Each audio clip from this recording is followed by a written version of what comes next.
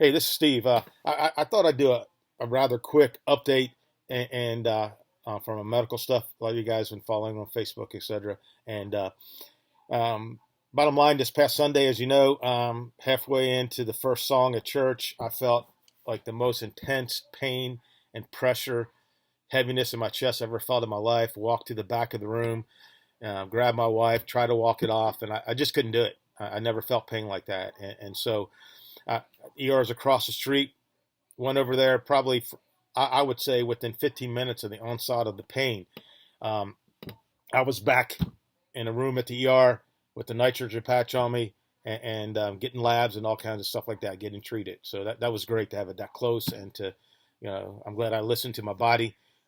They sent me over to the main hospital to run some more tests.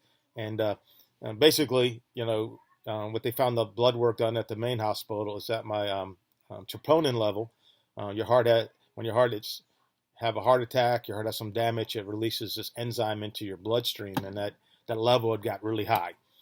Indication that, hey, you had a heart attack, indication that you have blockages. And so, they were convinced that, talking to them that, hey, yeah, we're pretty, all indications are that you have blockages, that you have heart damage, and we're going to do a catheterization to see if it's a blockage, and hopefully we can do a stent. If we can't, then you'd have to we'd have to close up shop, send you over to UVA because they do the bypasses over there. And so that was the plan.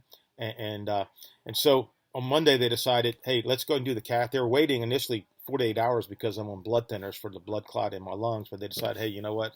We need to find out what's going on.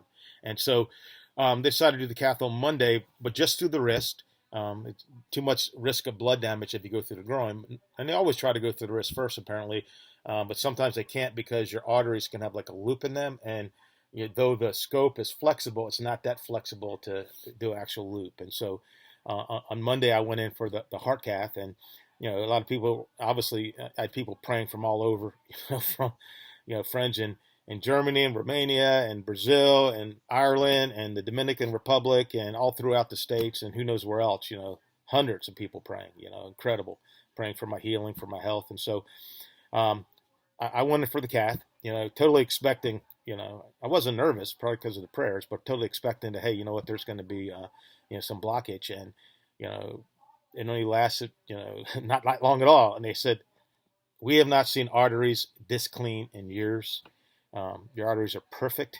And these are like, a lot of them are like 25, early 30s. And we wish our arteries look like your arteries. And I'm going like, oh, that's crazy because I've had high cholesterol for decades and I admittedly don't eat well and I love fried chicken and fried food, but my arteries were absolutely perfect. And that caused the docs to scratch their heads like, what's going on? This guy thought he had blockage and now there's nothing there. They do an echocardiogram of my heart on on Tuesday, and that again, everything's perfect. The tech said, "Man, I can't say anything, but I'd like to have a heart like that." And so my heart is, my pump is good, and my pipes are clean, and it's a head scratcher. They can't really figure out what's going on, and I know what happened. Because I know what happened. Excuse me. I know what happened back in August when I had COVID pneumonia. I saw the X-ray.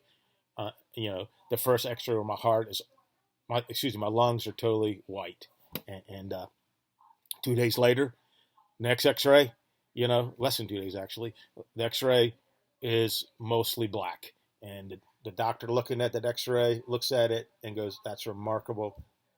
I have no idea how that happened." And I told him, hey, I know how it happened because people were praying for my lungs to get clear, and it happened. And I know what happened here is, I'm convinced I had a blockage, and I'm convinced because everyone thought that, and I'm convinced that prayer matters. And here's the deal. Here's what happens, especially with medical things. We pray.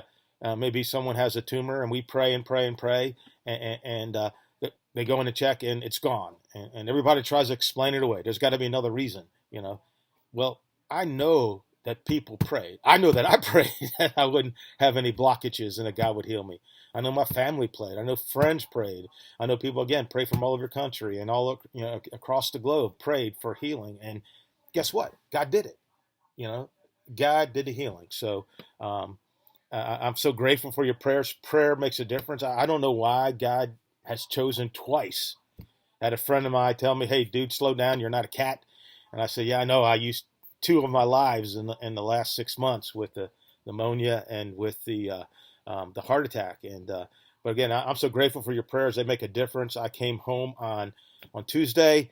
I'm still kind of tired because a heart attack puts stress on your body, but I'm doing well. I have a heart monitor on, but we were in that for a month.